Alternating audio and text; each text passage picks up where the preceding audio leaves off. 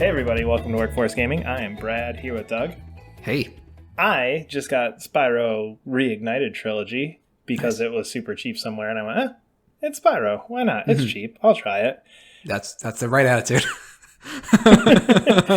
And I said, oh yeah, I just finished Spyro and started playing too, and Doug said, we're going to talk about Spyro. We are absolutely going to talk about Spyro. So now we're talking about Spyro. Yes. So Spyro is weird to me. Spyro is one of those games that like I always knew of but never played. I think I like rented it for my PlayStation way back in the day, but I definitely never finished a Spyro game until like 3 years ago when I bought the original on Vita. Yeah. Spyro to me was my brief history of Spyro. So I played them all as a kid, but Spyro 1 was my favorite. And Spyro to me, I always felt like when kids on the playground were like, Crash is better than Mario, was like wrong. I was like, Mario 64 is clearly the better game. But Spyro I thought Spyro maybe should have brought more in the conversation. But I remember people like perceive Spyro as being like more of a kids game than Crash, but they're just very equally kids games. Like one's not more adult than another one.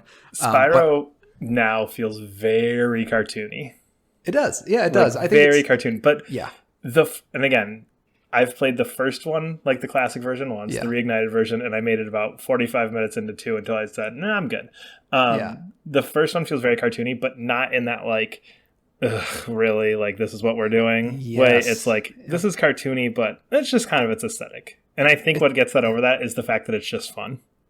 It's fun. I also think actually it's like a super neat aesthetic. I think it's like it's got this weird like mysticism stuff that's kind of fun. Like it's like kind of like a fantasy world, like ruled by magic sort of thing. It feels like weirdly unique. I don't know what it is, but there's something. I think it's just because when I think of like, oh, this is the magic world in this fantasy thing. So there's some wizards, but like the entire Spyro world is like all just weird different types of magic. So there's like witch doctors, there's traditional wizards, there's, I don't know, it's all like magic and crystals and that kind of thing, which I always thought was like more fun. And I think like kind of weirdly unique. And one of the reasons I was like, when you're like, I don't want to play Spyro 2, I was like, yeah, because I think Spyro 1 had a more unique aesthetic than any of the other Spyro games. I just kind of want to talk about it like as a singular thing. But I really do. I do like how cartoony it is. I think that the remake like fucking nailed it. Like, I wish they'd done this with Crash. Crash, I think, is a little bit more true. But Spyro is like, let's just make these designs amazing.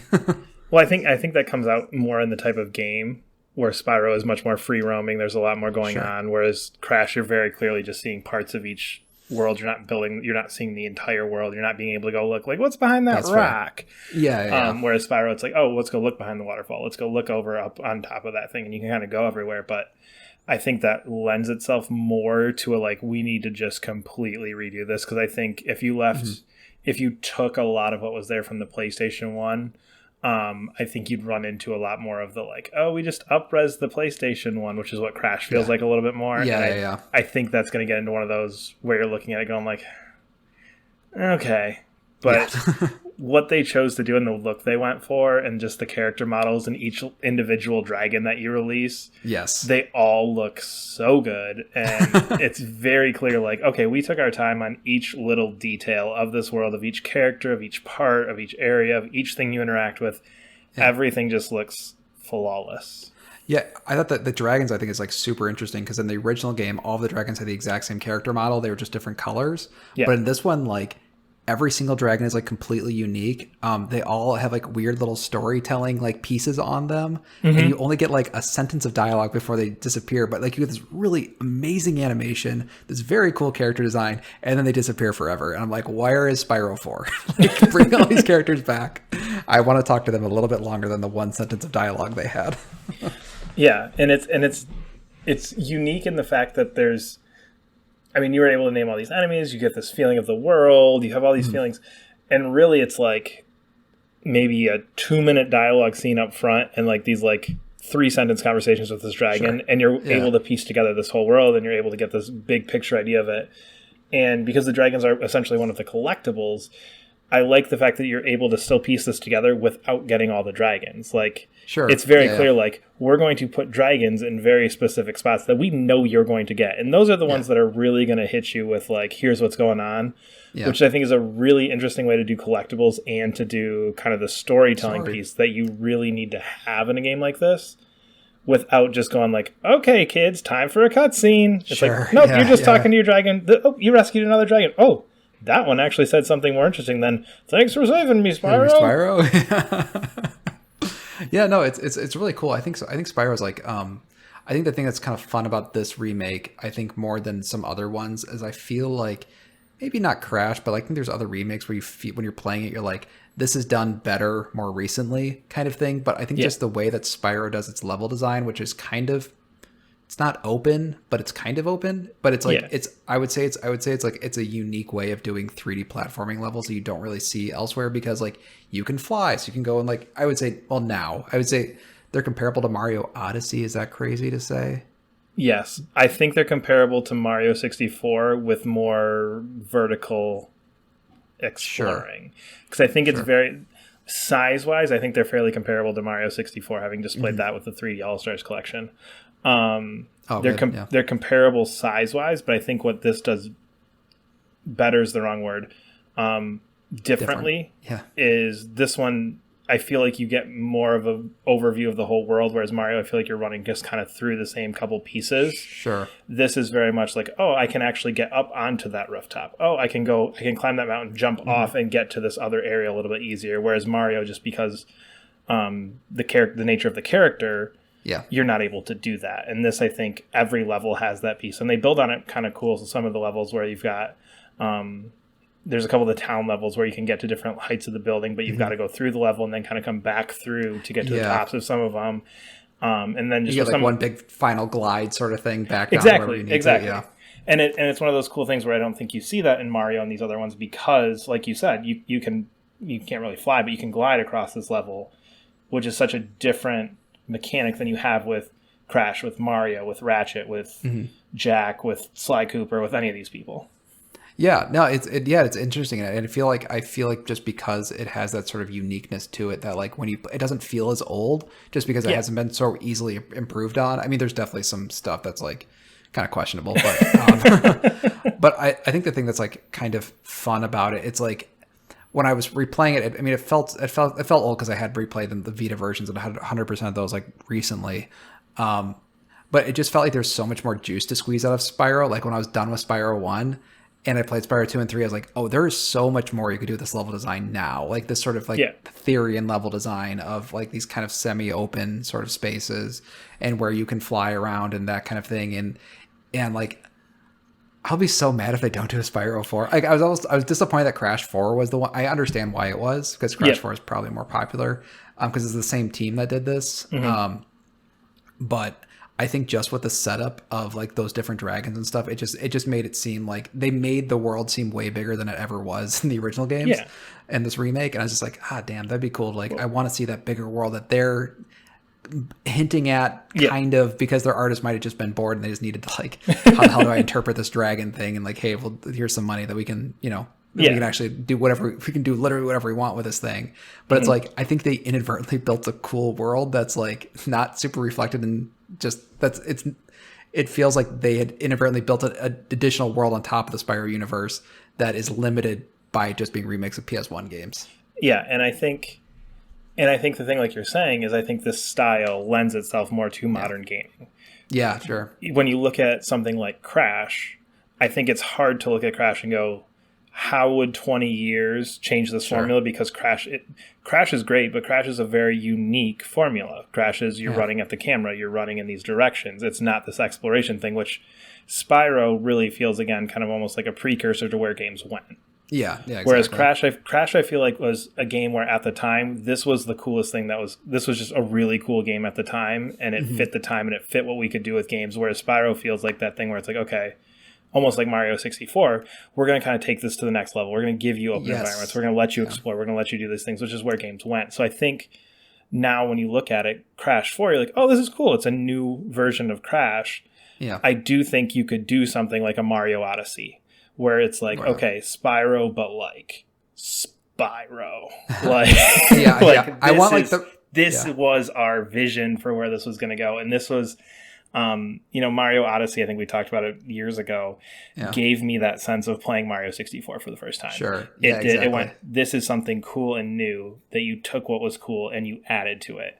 And I feel like if you were going to do a Spyro 4, especially after replaying it now, you're like, man, like you said, there is so much you can do with this because the way this game plays and because of the way this world is built, because of the mechanics, there's so much more that some people are already doing with this. Yeah. That you can kind of add onto and build onto and fit into Spyro that would just make this game incredible. Incredible. Yeah, and then still have those like kind of classic mechanics that we haven't seen in a long time.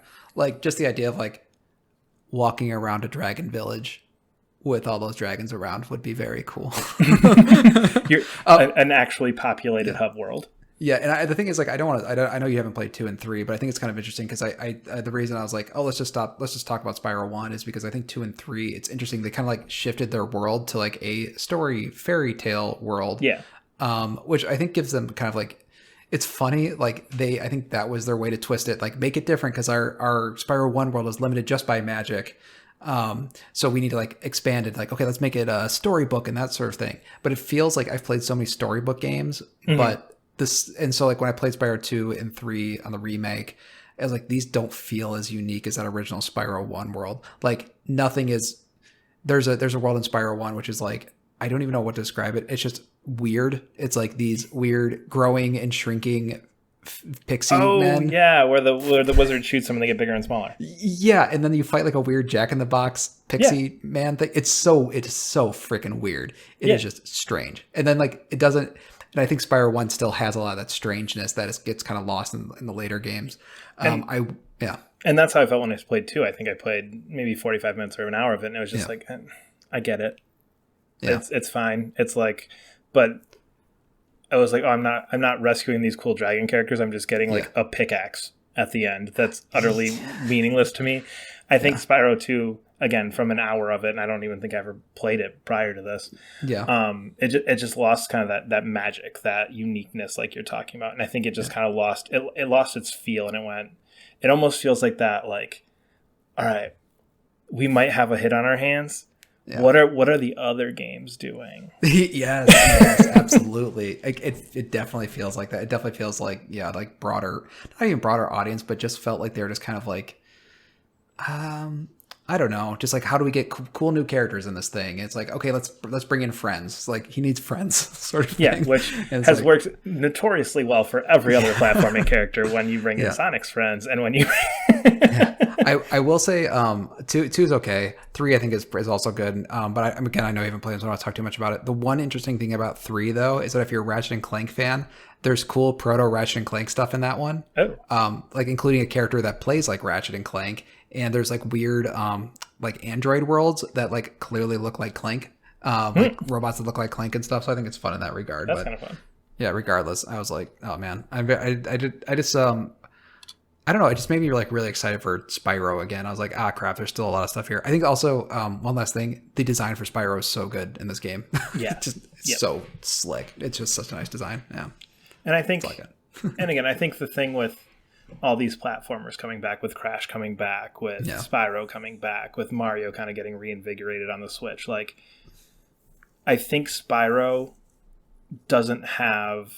I mean, he was in Skylanders, he was in all this other stuff. It's not like Spyro disappeared for 20 years. Sure. But everything else almost feels like it's like Crash has been around. There have been bad Crash games for like 20 years. We're going to pretend like they don't exist, and we all just kind of, when the Insane Trilogy came out, we're just like, these are the only 3, and we're not going to talk about what happened the other 15 years. Sure. Yeah. I feel like Spyro doesn't quite have that same, just worn outness, you know what I mean? Yeah, that's that same feeling of like monotony, like, oh god, another Spyro. It's like, no, if there was a new Spyro, like there's a new Spyro. Yeah. And I think that's what happened with Mario with Odyssey, because we've been waiting really since Galaxy, which again, less of a time period, but it wasn't like there hasn't been a cool new Mario in years. And I just think Spyro has the potential to do that. It doesn't have the built-in fan base of a Mario and even a Crash, but I think it's one of those games that could come out and people go, man, this could stack up with Odyssey. This could stack up with those games if it's done right. And I think it's more of that take people by surprise that this is happening, more so than Odyssey. Like, of course they knocked it out of the park. Yeah, exactly. I think one of the things you were talking about the worn outness. I think Skylanders was such a different thing. And even the Yeah. PS2 games like that kind of came out were also such a different thing that just like that you just kind of like they were, you could even say they're like they were Spyro the IP, but not really that type of game sort of thing. Yeah, and I don't even think there was one for 360 PS3. Ooh. Well, that was all Skylanders stuff. But That's all Skylanders stuff. Because that's when Skylanders took over, and Skylanders is like Skylanders featuring Spyro, not Spyro. There's a weird PS2 trilogy I want to play that I've heard plays like Devil May Cry that I'm like very curious about that I never touched. Spyro? Yeah. That plays like Devil May Cry. Yeah, so like they had done a Spyro 4 that was not very good, and it was kind of like the old Spyro games. But then they did this weird trilogy that had Elijah Wood as Spyro and David Spade as Sparks. Are you Googling while we're doing this? Yes, I'm literally right now like clicking through this right now. The Legend of Spyro reboot trilogy. This might be horrible for this podcast, but I'm reading right now. It was more like hardcore, not hardcore, but it was like I think Spyro swore or something like that. It was like T-rated. It was T-rated. It was like that one like Jack 2 was cool. Oh, okay, yeah. Yeah. So they had done that with Spyro, which the thing that sucks is like I've heard they were like pretty good. But I don't know what pretty good in 2006 looks like. Well, the games received mixed reviews. The game's controls and story received much praise, while the gameplay was often criticized as being repetitive, which sounds like Devil May Cry. I love Devil May Cry. Anyway. No, I know. But I was just like, I'm just so curious about those games, and I was like, what are those? I just like how the hell am I going to even find those? I never see them at like game shops and stuff. And like who's gonna like how much does David Spade's voice cost that you could actually release those things? Is that interesting though? David Spade's voice, I'm sure David Spade David Spade was only in the first one. Billy West was in the second, and Wayne Brady was the Sparks in the third one. What the fuck? Holy shit. Dude. Ignitus was played by Gary Oldman. Malifor the Dark Master, Mark Hamill. I need to play this freaking game. This is my new goal, is to find these games. Mae Whitman was Cinder on one of them. Christina Ricci. Yeah. I wonder if this is why, like, I think this is why they went to Skylanders, because like those cost probably a lot and did nothing. Now are there 3? There's 3 of them, yeah. All right, I don't know if this is interesting or not, so we should probably 69 on Metacritic. 54 on Metacritic. Oh boy. 59 on Metacritic. Oh 69, 54, 59. I gotta try that. Makes me want to play them a little bit more. What's a 2004 7 play like these days? 2004 6. Oh boy. 2006 to 2008. All right. Anyway, we should wrap this up. This is probably not good content. Anyway, I find it interesting. Me too. From now on, keeping it in. From now on, we're just reading Wikipedia pages of games we've never really heard of. Yeah. We'll get a Spyro update one of these days. If there's more Spyro. But seriously, like if they announce more Spyro, I'd be like, hell yeah. I mean, Ape Escape is the dream, but, you know, Spyro I'd be okay with. You've got a better Spyro seems more realistic. Huh? You got a better shot at Spyro. That's exactly my thought, yeah. All right. Let's wrap this up. We are Workforce Gaming. You can follow us on Twitter at Workforce Gaming. Subscribe to us wherever you're listening, and we will see you later. Bye.